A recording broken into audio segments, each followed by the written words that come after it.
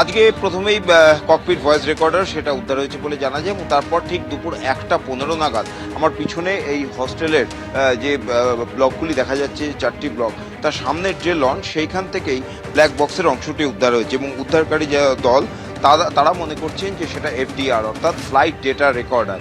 Cocopeat voice রেকর্ডারে ককপিটে পাইলটের কথোপকথন থেকে এটিসির সঙ্গে তাদের যোগাযোগ এবং যে সমস্ত যন্ত্রাংশগুলি রয়েছে বিমানের সমস্ত কিছুর অডিও রেকর্ড হয়।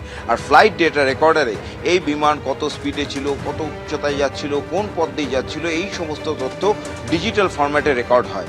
আর এই সমস্ত তথ্য ডিকোড করার পরেই অ্যানিমেশনের মাধ্যমে কিন্তু এই বিমানের যে যাত্রাপথ তার পুনর্নির্মাণ করতে পারবেন তদন্তকারীরা। তাই একদিকে ককপিট ভয়েস রেকর্ডার এবং অন্যদিকে এফডিআর, এই দুটোই যদি তদন্তকারীদের হাতে এসে থাকে এই আজকের এই তথ্য অনুযায়ী, তাহলে কিন্তু বলা যায় যে এই বিমান দুর্ঘটনার রহস্য একেবারে খুব দ্রুত তথ্য সামনে আসতে পারে এমনটাই কিন্তু আশা করা হচ্ছে। অন্যদিকে আপনাদেরকে জানিয়ে রাখি যে ইতিমধ্যেই ডিএনএ পরীক্ষার মাধ্যমে 114 জনের দেহ শনাক্ত করা সম্ভব হয়েছে। সরাসরি আমাদের প্রতিনিধি অর্ণব মুখোপাধ্যায় আমাদের সঙ্গে রয়েছেন। অর্ণব, একদিকে 114 জনের দেহ শনাক্ত করা সম্ভব হয়েছে, কিন্তু বাকি যারা হাসপাতালের সামনে এখনো লম্বা লাইন, তারা বলছেন যে ডিএনএ টেস্টের জন্য তারা রক্ত দিয়েছেন, কিন্তু এখনো পর্যন্ত তারা কোনো খবর পাননি।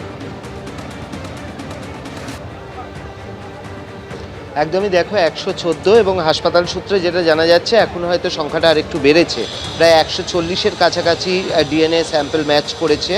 কিছুক্ষণের মধ্যেই সাংবাদিক বৈঠক হবে হাসপাতাল কর্তৃপক্ষের তরফ থেকে, সন্ধ্যে 6:30টায় করবে এবং করে তারা জানিয়ে দেবেন যে কতগুলো ডিএনএ ম্যাচ করেছে এবং কটা দেহ এখন অবধি তুলে দেওয়া হয়েছে।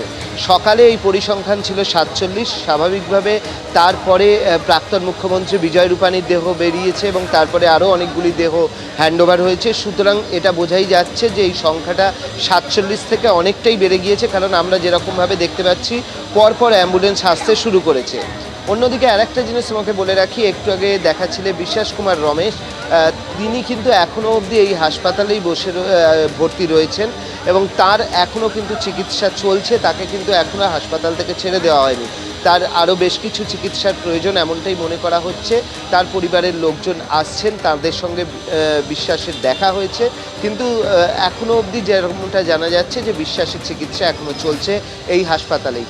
অন্যদিকে কিছুক্ষণ আমরা যেটা দেখছি যে গতকাল থেকেই কিন্তু মৃতের পরিজনদের মধ্যে ক্ষোভ বাড়ছে, কারণ যেটা বলা হচ্ছিল, মৃতের পরিজনরা বলছিলেন যে ডিএনএ টেস্টের পর 72 ঘন্টার মধ্যে তাদের রিপোর্ট দিয়ে তাদের দেহ তুলে দেওয়ার কথা হাতে, কিন্তু যেটা দেখা যাচ্ছে গতকালও অনেকে পাননি, তারা সরাসরি ক্ষোভ প্রকাশ করেছেন। আজকে অনেকে বলছেন যে তারা পাচ্ছেন না, 96 ঘন্টা কেটে যাচ্ছে তাও কেন তারা পাচ্ছেন না, কেন আরও ইনফ্রাস্ট্রাকচার বাড়ানো হলো না দেহ তুলে দেওয়ার জন্য, সেই প্রশ্ন তারা করছেন। প্রশাসনের পক্ষ থেকে তারা প্রত্যেকেই অপেক্ষা করে রয়েছেন যে কবে তাদের পরিজনের দেহ তাদের কাছে এসে পৌঁছবে।